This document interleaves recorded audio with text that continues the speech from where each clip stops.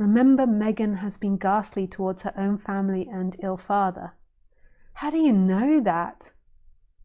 You don't know that, Cambert.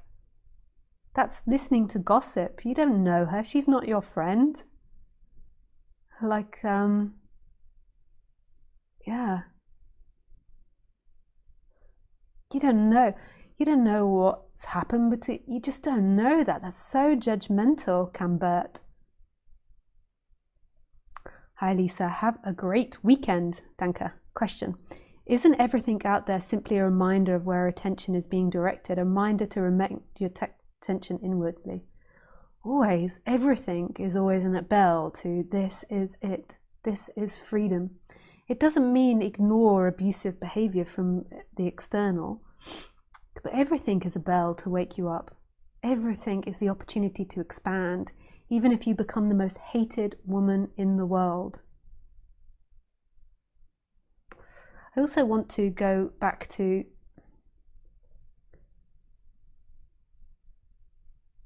somebody that said that about Megan.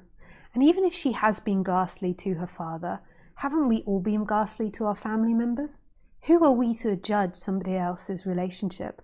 We don't know that relationship. We've not been in that relationship. That is their business. If somebody is murdering people and like being abusive, then yes, there needs to be action taken. But we don't know what it's like to be in a relationship, or to be in that relationship, or what's happened.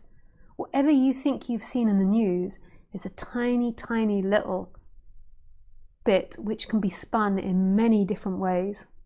Like I remember, you know, imagine if somebody had treated you really terrible and done really awful things, and then you wrote them an email listing out these things that they've done and explaining that, and then they have some type of illness, you become really famous, and then that's put in the paper, you listing out their things that they've done to you, and then the whole world believing that you've done really awful things to that person, and then it's on top when they've been ill. Like, we don't know what's happening in their life. Trust me. Gossip is a terrible thing. And who hasn't treated other people badly? Who of us are innocent of that? And would you like the world knowing that forever, and the world judging that, and the world staring at that, and then pointing the fingers? Like, didn't Jesus say, those that have never sinned, throw the stones? You know, like there was someone that had done something wrong, and everyone was like, let's stone her. And he was like, okay, but those that haven't sinned, throw the stones. Who can not throw stones? I certainly can't. I've done things to people and been inappropriate and not thought and not empathetic and manipulative. I've done all types of things, and I'm so sorry for doing that. But a lot of it was because of unconsciousness, not being conscious of what I was doing.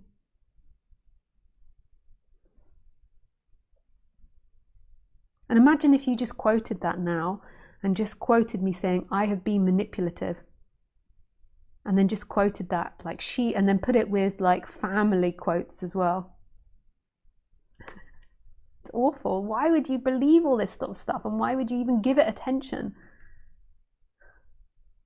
We only judge the other as a way to escape judging ourselves.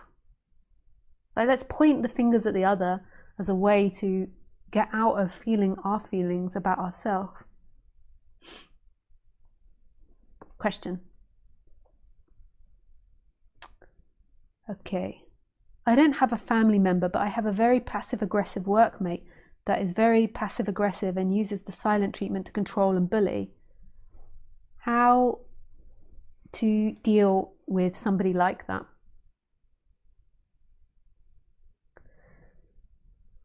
Yeah, I don't know. Like, it's so personal, and